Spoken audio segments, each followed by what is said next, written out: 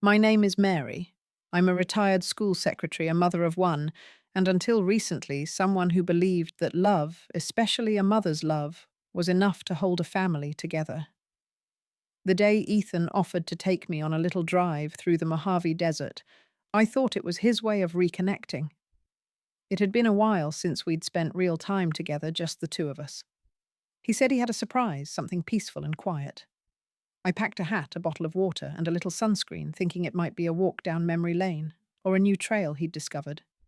He knew I loved wide open spaces and the quiet hum of the desert wind. The drive started out ordinary. We played soft music, and he asked about old times, how I used to walk him to school, how I made pancakes shaped like dinosaurs when he was little. I laughed, even teared up a bit. For the first time in years, it felt like I had my son back. His voice was calm, and his hands were steady on the wheel.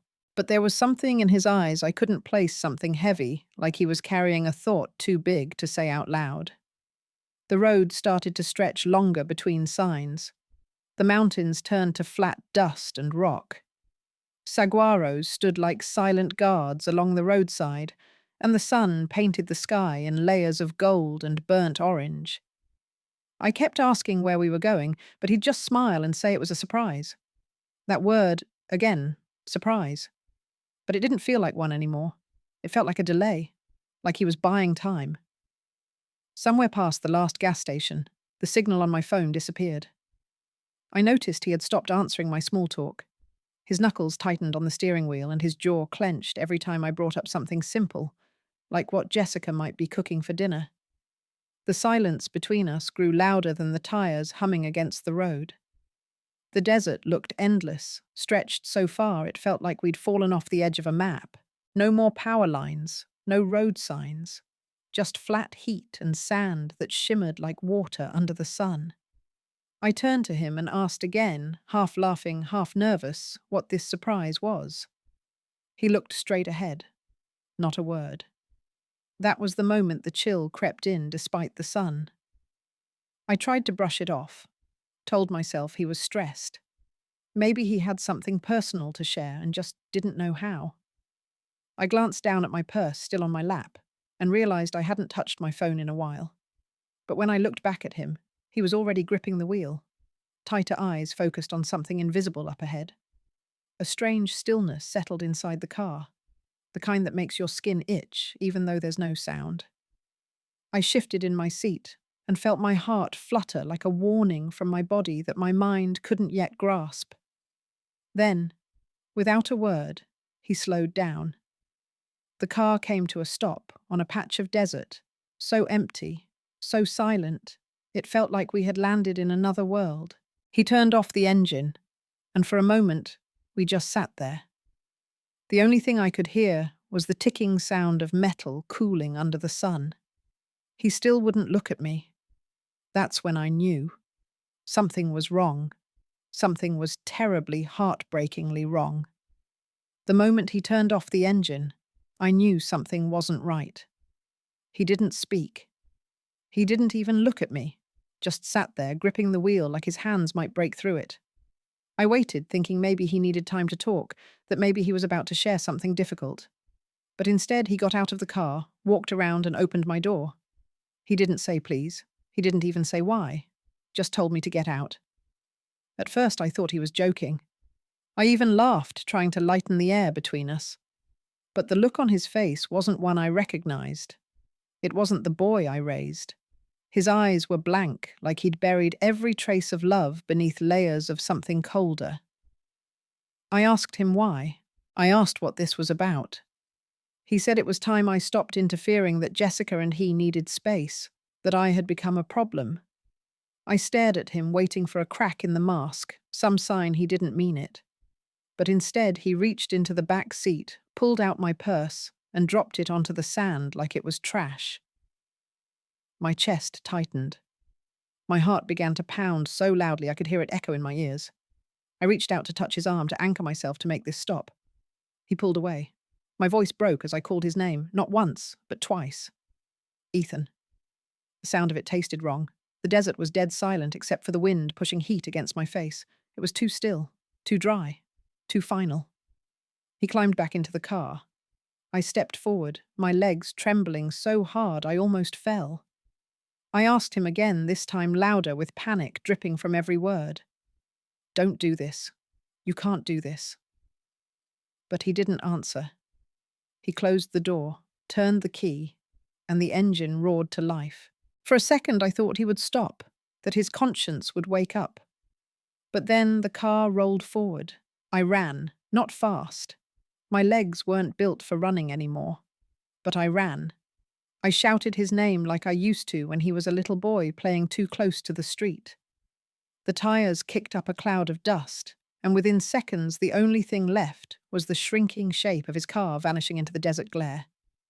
I stood there, my feet planted in sand that felt too hot to be real, my knees locked, my mouth was dry, not just from the heat, but from disbelief. I couldn't breathe right. My hands shook as I bent to grab the purse he left behind. It felt weightless, hollow, like me. I opened it, thinking maybe, just maybe, there'd be a phone or water or something to explain this nightmare. There wasn't. Just a crumpled tissue, a few coins, and a photo of Ethan as a boy. He was smiling in it. His arm wrapped around my neck, his cheek pressed to mine. That image stabbed through me. It didn't make sense. That boy in the photo wouldn't have done this. That boy had kissed my forehead every night. That boy had cried when I scraped my knee. But this man, the one who just left me to die, he was a stranger. I looked out across the endless stretch of sand. Nothing moved. No road signs, no shade, no sound. My knees buckled, and I dropped to the ground. The silence was deafening. I screamed his name one last time, but the wind didn't care. Neither did he. I stood there for a long time, too stunned to cry. The desert around me stretched in every direction, a flat, endless ocean of sand and stone. The heat pressed down like a weight, thick and unrelenting, seeping into my skin and making the air hard to swallow. The sun was high, and there was no shade. I turned slowly, looking for any sign of where we came from, but the tire marks had already started to fade. My mind kept repeating one useless thought: he's not coming back. I took a step, and the sand gave way beneath my feet. My legs felt stiff, like they didn't belong to me. I didn't know which direction was right, but standing still felt worse, like giving up. The sweat on my forehead burned as it slid down into my eyes. I wiped it with the back of my hand and tried to breathe. My throat felt like it was lined with dust. Every inhale scratched against something raw. I thought of the last glass of water I had. It was hours ago, maybe more. My lips were already cracking and my tongue felt thick like a stone in my mouth. I reached into my purse again, hoping I'd missed something, but there was nothing but that photo and a few coins that meant less than nothing out here. I started walking. Not because I had a plan, but because I didn't want to sit and wait for death. With every step, the sun seemed to grow heavier, like it was leaning closer just to watch me struggle. My sandals weren't made for this kind of ground. The soles grew hot, and the sand crept in, rubbing against my skin like tiny shards. The world around me shimmered. The distance played tricks on my eyes. Shapes wavered and disappeared as soon as I looked at them. I forced myself to focus on the ground just ahead of me, 1 foot at a time. Then I heard it. A sharp, rustling sound behind me. I froze. The wind held its breath. I turned slowly, heart pounding so loud it filled my ears. At first I saw nothing but shifting air. Then in the shadow of a rock I saw it. A coyote. Lean and silent. Its eyes were fixed on me, head low, legs ready to pounce or flee. I couldn't move. My body screamed to run, but there was nowhere to go. I stood still, staring back, hands trembling by my side. It took a step forward and I gasped. My legs locked. I lowered my gaze not to show fear, but because I couldn't look into those eyes anymore. They weren't angry. They weren't curious. They were empty, like Ethan's. Then it turned and disappeared behind the rocks. I stayed frozen, afraid it would come back, or worse, bring more. But nothing happened. Just the silence again. Just the heat. I sank to my knees, not from relief, but because I couldn't stand anymore. I was alone. Utterly, terrifyingly alone. But I was still breathing. And that meant I still had a choice: keep going or die here. When the sun finally dropped below the edge of the world, I thought the worst part was over. I was wrong. The heat didn't fade gently. It vanished like someone had flipped a switch, and in its place came a cold so sharp it stole my breath. I wrapped my arms around myself, trying to trap any leftover warmth from the day. The wind that had felt dry and still before now hissed through the rocks, nipping at my skin like tiny teeth. I didn't have a blanket, not even a sweater. My body ached. Every joint throbbed, and the muscles in my legs felt torn from walking too far with no purpose. I found a dip in the ground near a cluster of boulders and sat with my back to the largest one, hoping it might shield me from the wind. It didn't. The cold moved in deep, not just on the surface of my skin, but into my bones. I shivered so hard my teeth clicked. I tried to curl into myself as if I could disappear, completely vanish into the sand like everything else out here. But the worst part wasn't my body failing me. It was the silence, the dark, and the memories I couldn't shut off. I remembered the night I brought Ethan home from the hospital. How tiny he was, how he barely made a sound unless he was hungry. I used to keep his crib close to my bed, so I could listen to him breathing. Back then, I thought if I just loved him enough, protected him enough, the world wouldn't hurt him.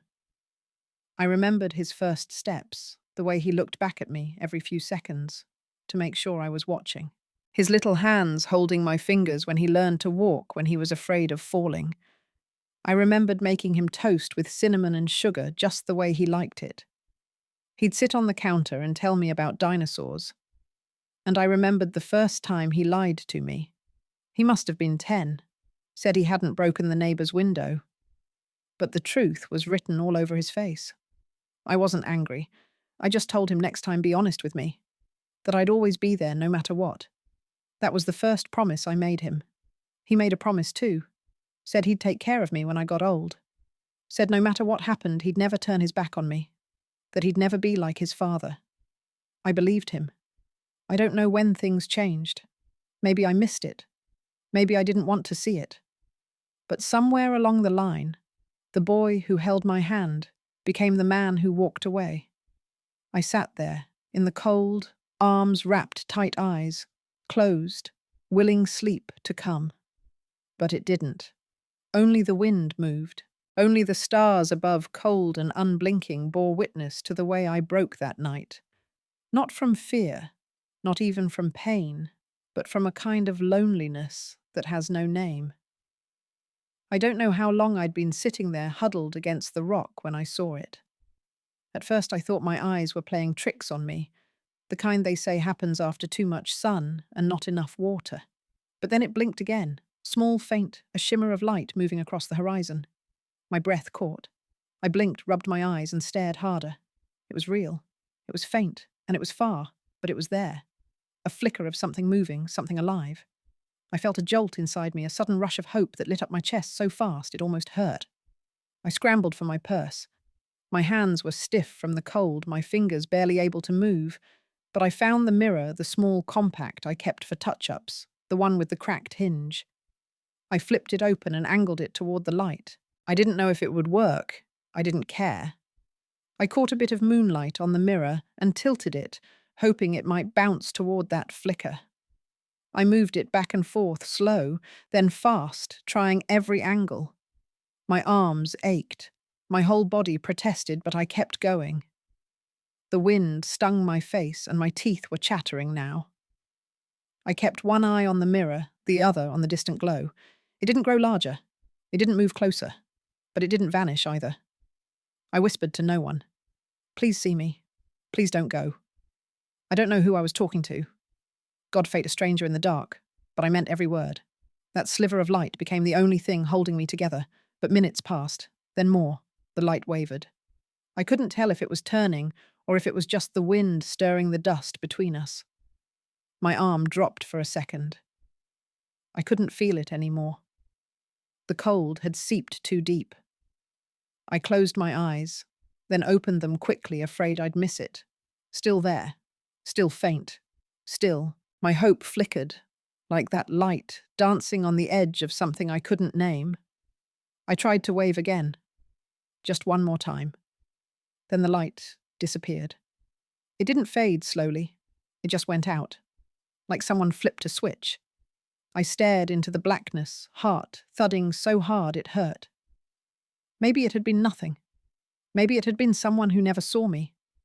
Maybe they did and kept driving. I sat there, frozen, the mirror still in my hand, the hope draining out of me drop by drop. But I didn't throw it down. I didn't cry. I just waited.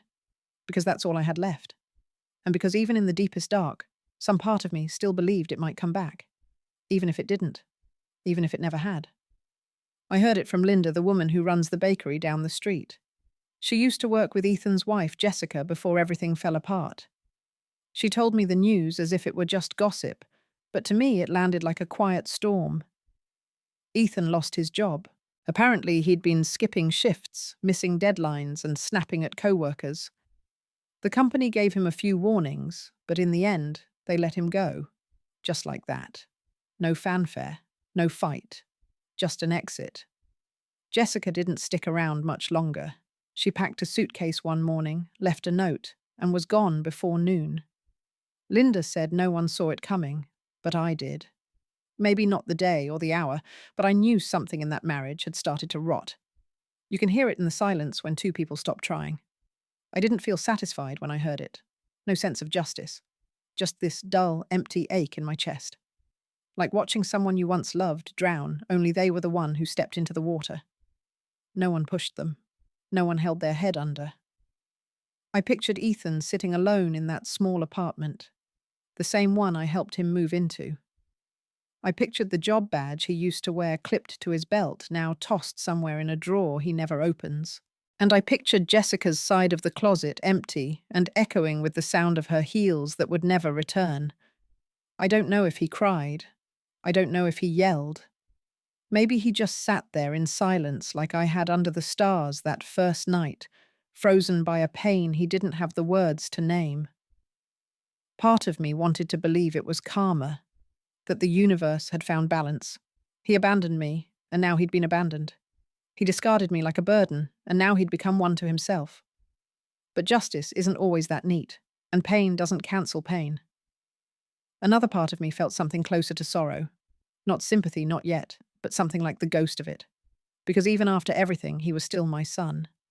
Still the boy who once held my hand too tightly in crowded places. Still the man I watched grow from nothing. Linda kept talking, but I stopped hearing the words. My mind drifted to the last time I saw his face. Blank, cold, full of distance. I wondered what it looked like now with no job, no wife, no one to impress or disappoint. Was that enough punishment I didn't know? Maybe it was more than he could carry. Maybe it wasn't enough at all. I just knew I didn't feel victorious, only tired, only older, and still unsure whether I wanted him to suffer or to heal. He hadn't meant to go there. The pawn shop was just another building on a street he didn't like walking down, one of those places where the air smelled like metal and regret. But he was broke, truly broke, and hunger had a way of making pride look foolish. Ethan reached into the drawer where he'd stuffed the small velvet box weeks ago. It held a bracelet, a pair of gold earrings, and a locket, with a photo of a man he never met, his grandfather. His mother had told him the stories behind each piece so many times he could recite them in his sleep. He knew they were family heirlooms. He knew she kept them wrapped in silk, tucked away like treasure. But in that moment, they were just metal, just a means to pay the rent for one more week, maybe enough for gas or food, or just a few days without that gnawing fear in his gut. The man behind the counter didn't ask many questions. He weighed the items quickly, glanced up once, then handed over a thin stack of bills. Ethan took the money with a shaking hand. It felt heavier than it should have. As he walked out, he couldn't stop looking at the cash. It didn't feel like salvation. It felt like a receipt for something he couldn't get back. He sat on the curb outside, hunched over the bills, clutched in one hand, the other pressed to his face. And that's when it hit him. He remembered the day he found the bracelet under the couch when he was 6. He thought it was lost treasure and ran to show his mum. She smiled and told him it had belonged to her grandmother, who wore it every Sunday to church. He remembered how proud she looked telling that story, like it wasn't just jewelry but a piece of her past. He remembered how she used to open the locket and show him the black and white photo. "That's your grandfather," she'd whisper, even though he'd heard it 100 times. "A good man. A quiet one. Just like you," she'd say. And now it was gone. Not lost. Sold. Like everything else he had pushed away when he decided she didn't matter anymore. The tears came hard and fast. He didn't try to stop them. He didn't care who saw. He cried for the jewelry, for his mother, for the man he used to be, for the version of himself who still had something worth protecting. He stayed on that curb until the shadows grew long and the sun dipped low. The money was still in his hand, but it felt cursed now. Dirty. Like it had been torn from someone else's soul. He didn't know what to do next. He just knew he had crossed a line. And somewhere in that final quiet moment, a small voice inside him whispered the truth. "You've lost more than you sold." I don't know how long I wandered before they found me. I was too sunburned to think straight, too weak to speak. But when I opened my eyes, I saw two faces leaning over me, soft with concern, weathered by age, but kind in a way that felt real. Their names were Helen and Walter, a retired couple who ran a little grocery store just outside a small desert town. They didn't ask too many questions. They just gave me water, wrapped me in a blanket, and let me rest in their guest room. The first few days, I barely spoke. My voice was rough from the sun, and my heart was raw from the silence. But Helen would come in each morning with a warm cup of tea and sit beside me. Sometimes she'd talk about the weather. Sometimes she'd just hold my hand. When I was strong enough, Walter asked if I'd like to help out around the store. Just small things. Stocking shelves. Sweeping floors. He said it wasn't charity. He said it was a community. That word stuck with me more than anything else. Working in the store gave me something I hadn't felt in weeks: purpose. The rhythm of it grounded me. The creak of the old floorboards, the sound of the doorbell above the entrance, the scent of oranges and coffee grounds. I started to remember who I was again. Each customer who smiled at me, each little act of normalcy chipped away at the shell I'd built around myself. I began to laugh again. Not often and not loudly, but enough to remind me that life hadn't ended out there in the desert. Still, some nights I couldn't sleep. I'd lie awake and picture his face, the way he looked just before he drove away. I'd ask myself the same question over and over. How did we get there? How did love turn into that? There were moments I wanted to forget it all, to build a new life in that little town and never look back. But the truth was, no matter how far I went, he was still inside me. That ache didn't go away just because I had a roof and clean clothes. Helen must have seen it in my eyes. One night, as we closed up shop, she sat me down and said, "You don't have to carry it alone." I told her everything. Not in a flood, but in pieces. Like letting go of a story I didn't want to keep living. She didn't judge him. She didn't defend him. She just listened. And then she said something I still think about. Hurt people hurt people. But healing doesn't come from watching them suffer. It comes from deciding who you want to be, not what they deserve. I didn't answer her that night. I just nodded and wiped my eyes. But her words stayed with me. Every morning I opened the shop, every time I tied my apron, every time a mother came in with her child and I watched them laugh together. Ethan had taken something from me that I couldn't name. Trust, maybe. Or innocence. Or the belief that love was always enough. But in that tiny store among cans of soup and dusty jars of jam, I was slowly building something back. There were days I almost forgot the weight I carried. But then I'd see a young man with the same slouch in his shoulders, or hear a name that sounded too familiar, and it would all rush back. Forgiveness didn't come like a sunrise. It came in flickers, in questions, in doubt. Could I ever forgive him? That was the question I asked myself every time I passed the mirror in Helen's hallway. Could I forgive the boy I raised? The man who left me for dead. I didn't know the answer. Not yet. But I knew I wanted to. Not for him. Not to erase what happened. But for me. So I could breathe again. So I could live without flinching every time the past knocked on my door. That store became my sanctuary. And Helen and Walter, the family I didn't know I needed. They never replaced what I lost. But they reminded me of what was still possible. That kindness could still find you even in the middle of nowhere. That maybe, just maybe, broken things could still be made whole. I was restocking the canned soup when I heard the bell over the door ring, just like any other morning. I turned, expecting a regular, maybe someone asking about the fresh bread. But when I looked up, the world stopped. It was Ethan. He looked thinner, older. His eyes were swollen and his clothes hung loose like he hadn't eaten in weeks. He didn't say anything at first, just stood there in the doorway breathing like he'd run the whole way. I froze. My hands were still wrapped around a can. My body refused to move. My mind raced through every memory, every wound. Every night I'd lain awake wondering what I would say if I ever saw him again. Then he spoke. Mum. It shattered something inside me. He stepped forward, then dropped to his knees right there on the floor in front of the soup aisle. His shoulders shook. Tears spilled from his eyes like he had been holding them in for years. He reached for my hand, but stopped short.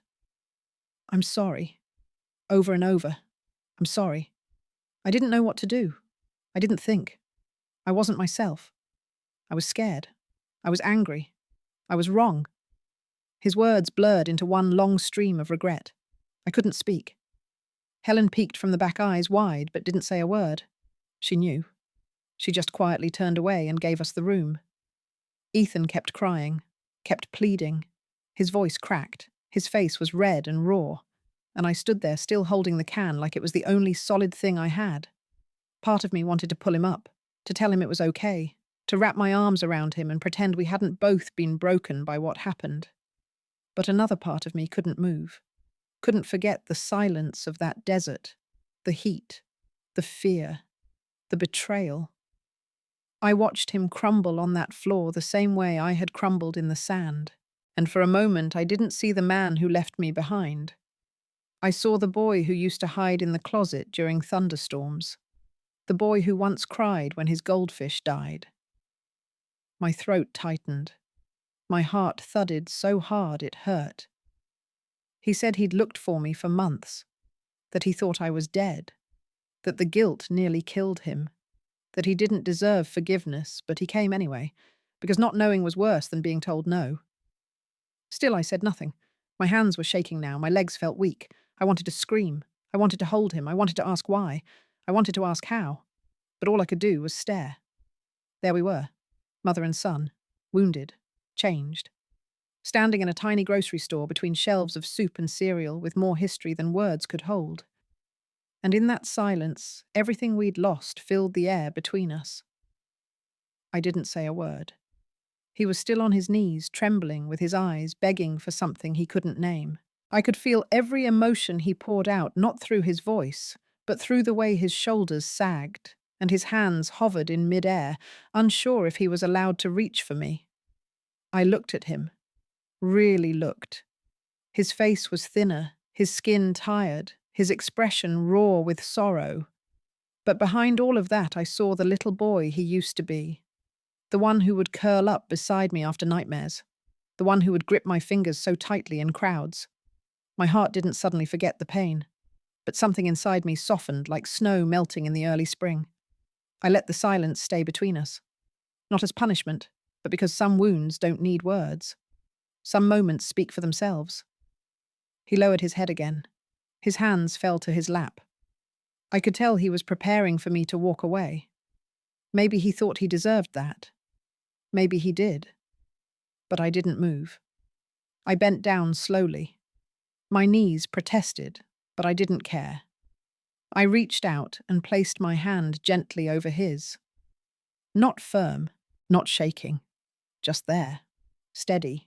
Familiar. He looked up, confused at first. Then his lips trembled and his eyes filled again. But this time, he didn't cry like before. He just closed his fingers around mine like it was the only thing keeping him from falling apart. We stayed like that for a long time. No one spoke. No one moved.